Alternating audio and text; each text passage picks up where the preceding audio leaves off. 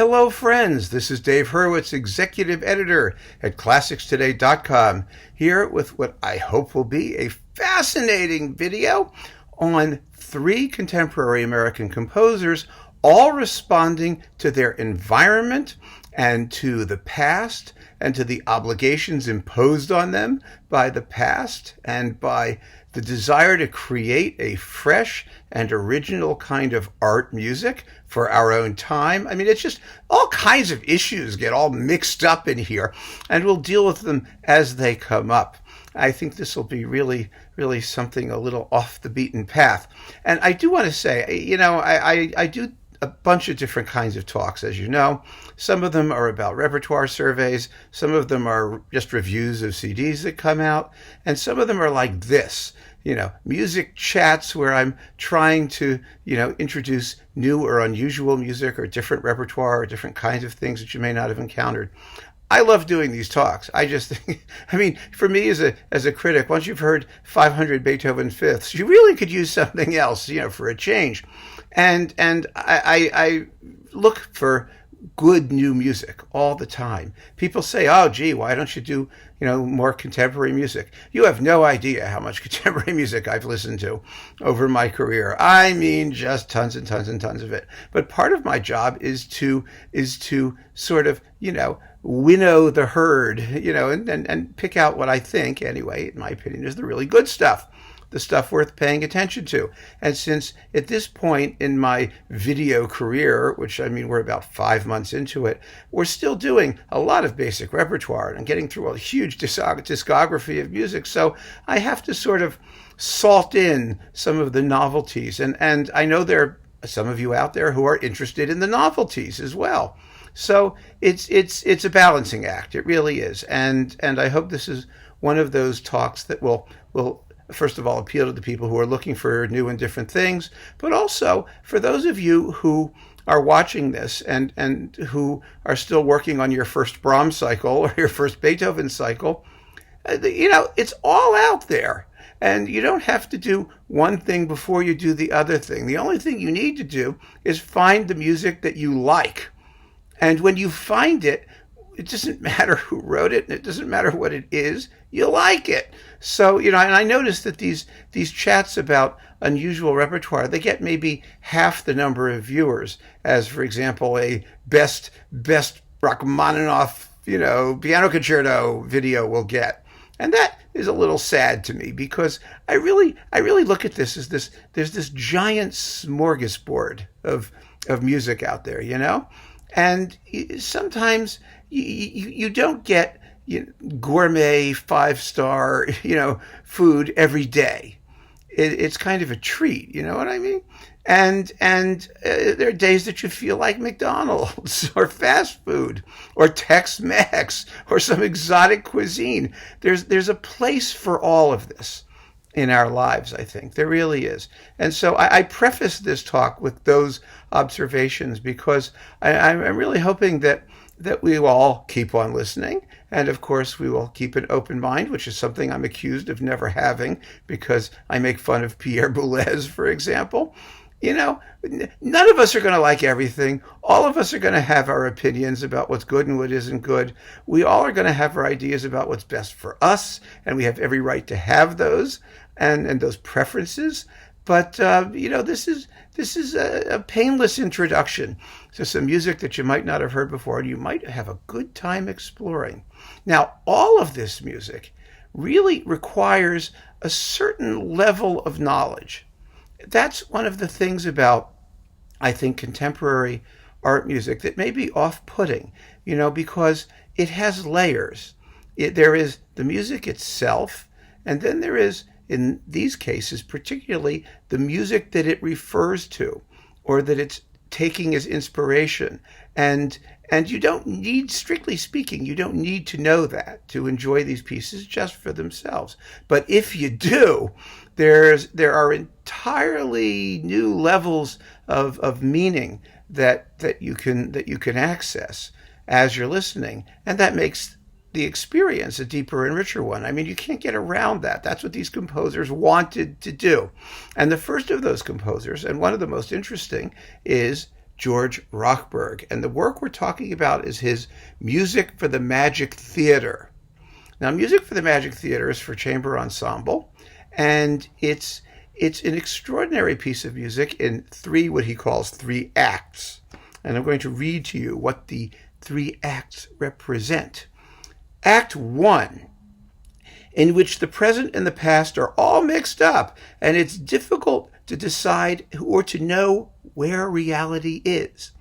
Act 2, in which the past, let's see, here we go, haunts us with its nostalgic beauty and calls to us from the deeps of inner spaces of heart and mind.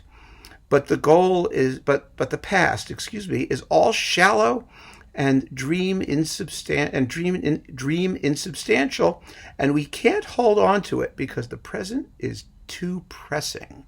And then Act 3, in which we realize that only the present is really real because it is all we have. But in the end, it too is shallow and dream and disappears into what?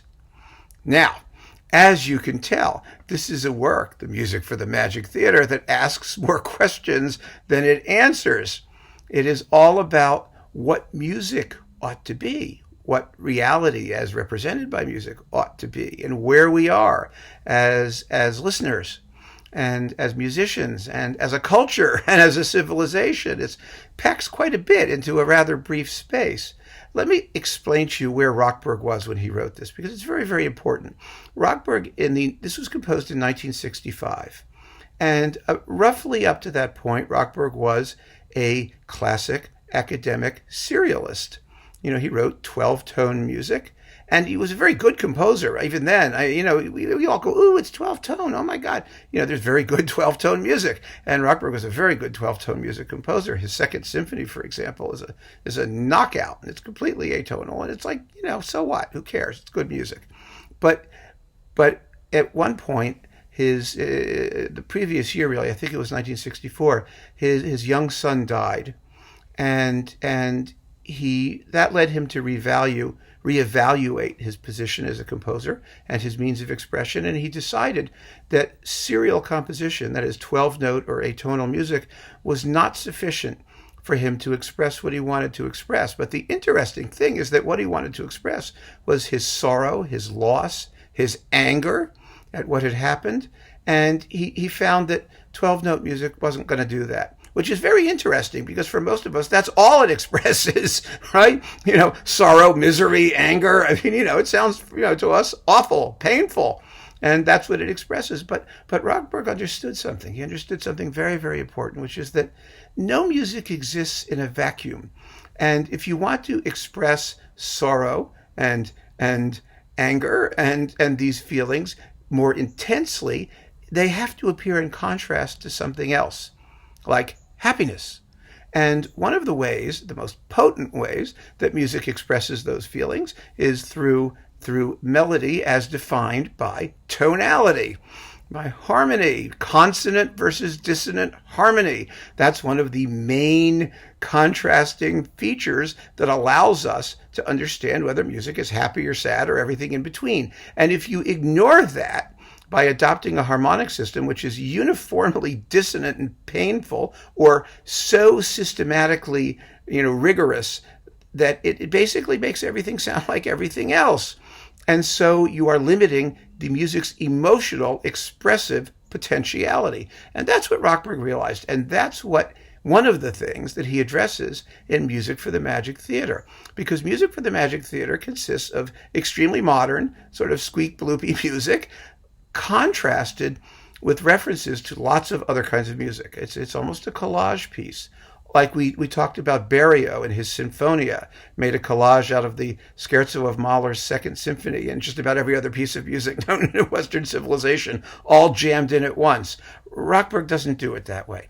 Rochberg basically takes two pieces. There are others, but essentially two pieces. Mahler's Ninth, which in 1965 was not the ubiquitous thing that it is now. It was really still a novelty. And an early Mozart divertimento. and he adds those into the mix. The second movement is almost pure Mozart, but it's recomposed. It's transposed. It sounds like Mozart, but not quite. And in terms of, the first movement, you have Mahler's Ninth. Motives from the first movement and finale saturate the music as it sort of wends its way along this very, very hesitant path. And I'm going to play you a little example so you'll see exactly what I mean. It's very moving, very disturbing, but like I said, it doesn't answer any questions. It's not, in the final analysis, something that consoles us or lets us feel confident in our future. And that's, of course, a legitimate thing that art music can do, and do particularly well, as Rochberg does here. Take a listen.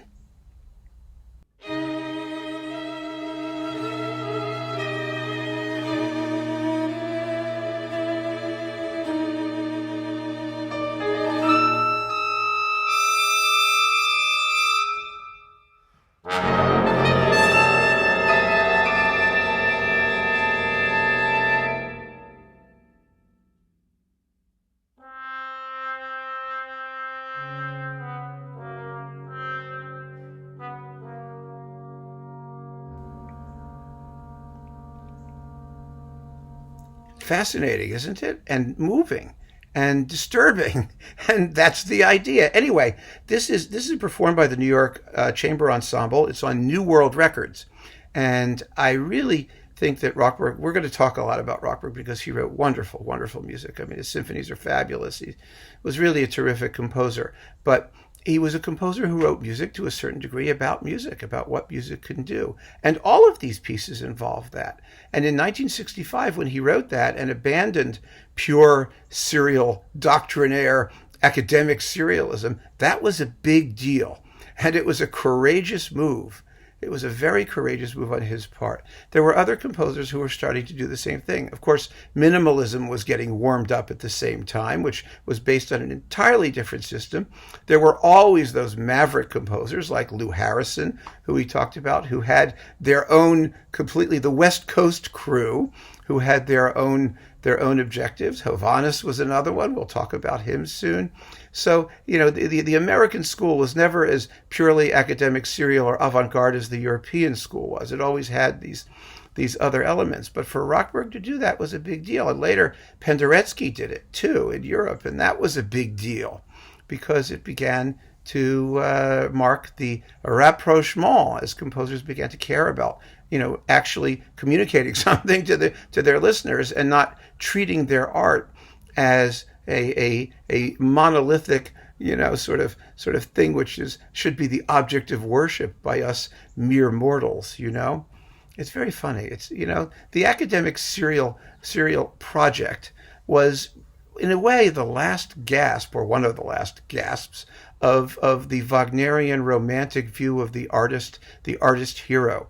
The artist as high priest, the artist as someone worthy of worship, somebody who it's our job to put up with. It's not their job to entertain us, to amuse us, to make our lives better, and that seems to have weakened quite substantially. But its ultimate manifestation was the 12-tone method and academic serialism. And if you hear sirens and birds tweeting, that's Brooklyn, isn't it? In the background there. Next, Jacob Druckmann. Now, Jacob Druckmann was composing in the 70s and 80s for the most part. He was a lovely, lovely man. He really was. I mean, I saw the premiere of a work of his called Oriole, which has also been recorded by New World Records. And it was written for Leonard Bernstein and the New York Philharmonic. And I was there at the premiere. And I wrote to him afterwards. I was in high school. I was just a kid. I thought it was a wonderful piece because his music is full of incredible sounds and textures and colors. He was a virtuoso orchestrator using sort of avant-garde playing techniques and all kinds of new sonorities. And I was fascinated by this piece. I thought it was just splendid. And I wrote to him telling him how much I liked it. He wrote back a very, very kind letter. And, the most wonderful thing about this letter is that he didn't say a word about himself, which is kind of amazing, isn't it? I mean, he didn't. It was all about how much great contemporary music there was. And he just mentioned other composers. He said, well, if you like what I'm doing, there's so many other great composers you should be listening to. And he mentioned Lutoslawski, and he mentioned Rochberg, and I don't remember who all the other ones were. But it was a wonderful, wonderful experience for me, and a really, really great moment in my life as a listener. So I'm very happy to be able to talk about Druckmann's Prism, a little piece of which is on the album that I helped to produce, Earquake, just a little bit of it. Now, what is Prism? Prism was composed in 1980, and by 1980, composers were mining the past for things that they could do and ways to reinterpret it and ways to affect this rapprochement between the modern avant-garde style and our musical history. And the result was some really, really great stuff. Prism is one of them. Wait a second, I just knocked it down here. My Prism just shattered. No, it's fine. Here it is. Here it is, on this wonderful disc with the Rochberg Oboe Concerto. You get more Rochberg. But Prism is a spectacular piece. This is with Zubin Mehta and the New York Philharmonic. It's a fabulous record. Fabulous sound, too. Prism is based on 3 Baroque classical works about Medea, the myth of Medea. So we've got a bit of Marc-Antoine Charpentier's opera Medea, a bit of Francesco Cavalli's Jason and Medea, or whatever it's called, and finally Cherubini's opera Medea.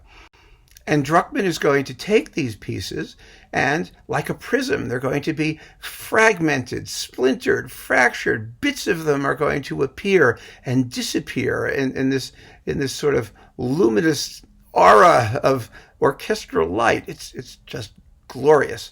Here's a little bit of the opening movement based on Charpentier. Charpentier. Who listens to Charpentier? Now we do. Charpentier's Medea. I mean, it became a big deal, right? And William Christie did it a couple of times.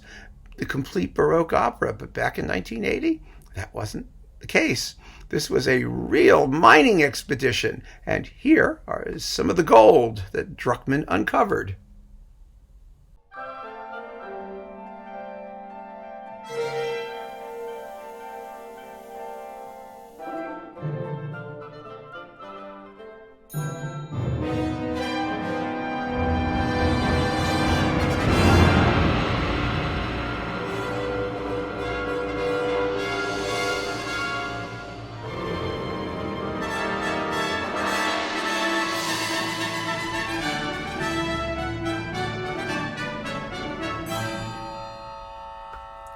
Prism. Can you get the idea? You get the idea? It's very, very, very cool. Finally, I want to talk about one of the all-time iconic avant-garde 20th century works that actually has a big following. This is George Crumb's Black Angels for electric string quartet. Now, not only is the string quartet electrified, but the quartet players have to do all kinds of other things. Let me see, what did I do with this? Here it is. They have to shout. They have to play percussion. They do all kinds of stuff. I have it fell. There we go. They do all kinds of really nifty stuff in this piece. It's just marvelous, absolutely marvelous. Now, Crumb is quite different from Rochberg and Druckmann in that he evolved his own personal style based on a lot of sort of avant-garde extended playing techniques, like you take a piano and your microphone and you hit the strings and whack things and do stuff, and you use tons and tons of weird percussion and making all kinds of fascinating sounds. And a lot of his music is based on texts. I mean, his most famous piece initially was Ancient Voices of Children, which is based on Lorca's poetry. It's very, very beautiful and very haunting. And Crumb always had this very constructive engagement with the music of the past. But in Black Angels, he's really going for it. The subtitle of the work is 13 Images from a Dark Land. And this, again, is a very disturbing piece. It begins with something called The Night of the Electric Insects, which I think is one of the coolest things I've ever heard in my life. I mean, this is an example of how, by calling something what it is, No matter how dissonant and creepy and crazy the sound is, it's so compelling. It's just utterly, completely gripping. It grabs you by the throat. Here's a little bit of the Night of the Electric Insects.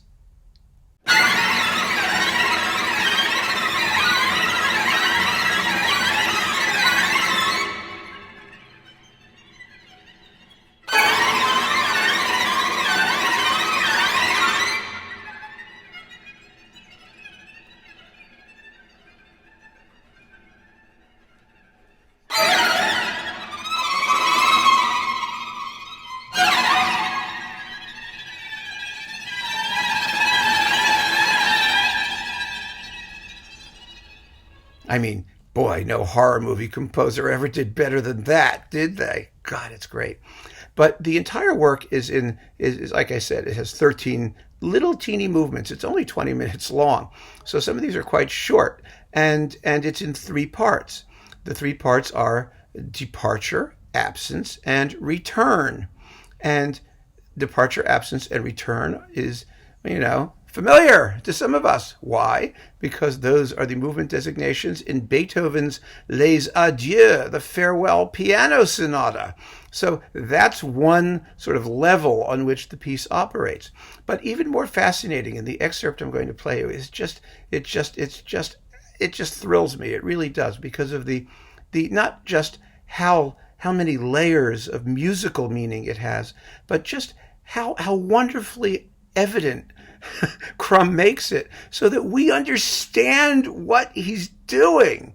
I mean, that's the point of this. No matter how avant-garde or how new or unusual or strange the music may be, Crumb is deeply, directly communicative. And that's what all of these composers were trying to become, more communicative, which I think is a very admirable thing for a composer to do. Milton Babbitt was famous for writing an article called "Who Cares If You Listen?"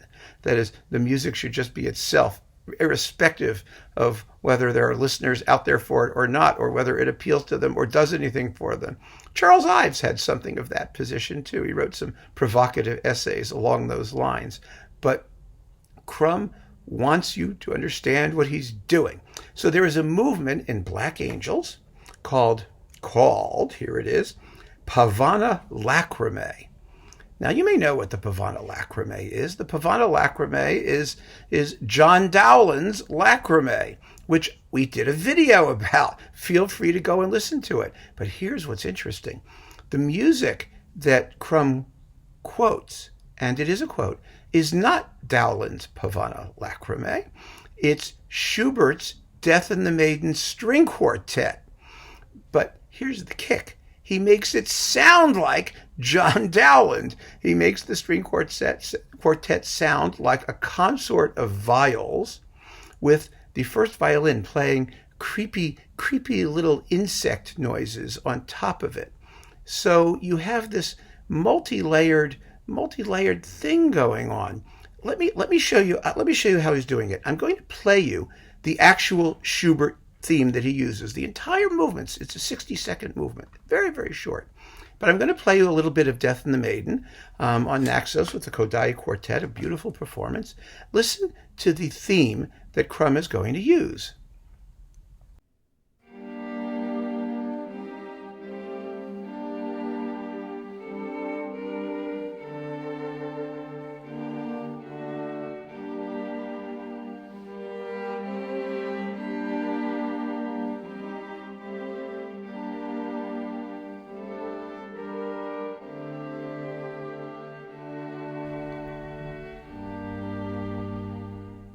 So that's Schubert. That's Death and the Maiden. Now listen to Schubert Dowlandized in Crumb's Black Angels with the insect noises on top.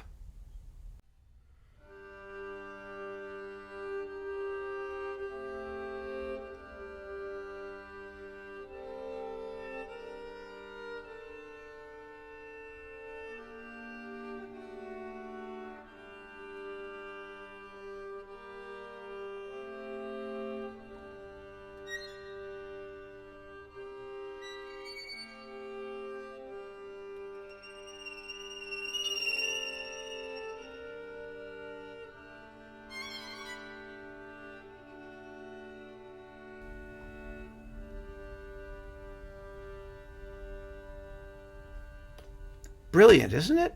It's marvelous. It's just marvelous.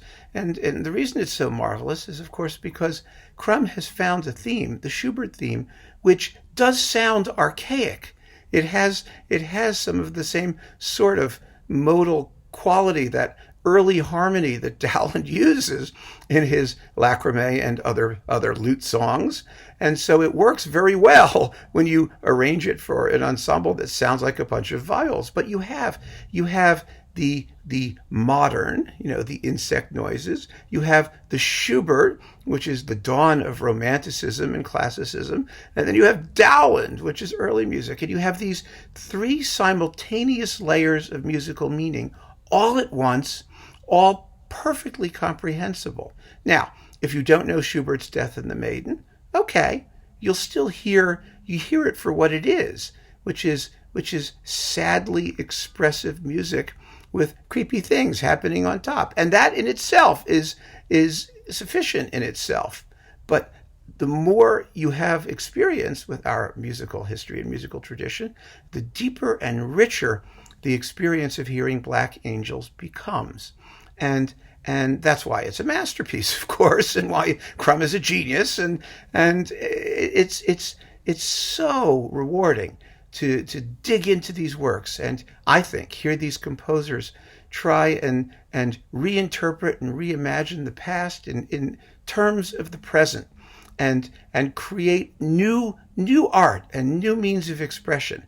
This, by the way, was the Miro Quartet on Bridge Records, doing Black Angels, and it's coupled with, in this case, with Unto the Hills, one of Crumb's American folk song cycles, which is also equally marvelous, and a whole nother way in which he reinterprets music of the past to create just this wonderful, wonderful experience, this oral experience of being present and historically informed at the same time with these wonderfully expressive melodies. So that is my little survey of these three rather special American composers, all of whom have sought and I think succeeded in creating new expression based on old expression, taking old music and seeing it in a new light and creating wonderful music in the process. I hope you've had a chance to think about it a little bit. I hope you enjoyed it, and I hope you'll keep on listening, because there is so much of this stuff. There's so much great music being written. Classical music, new music, fantastic music. I try and filter it out to show you what I think is some of the best of it, and we're going to continue to do that too. So take care. Thank you for watching. All the best.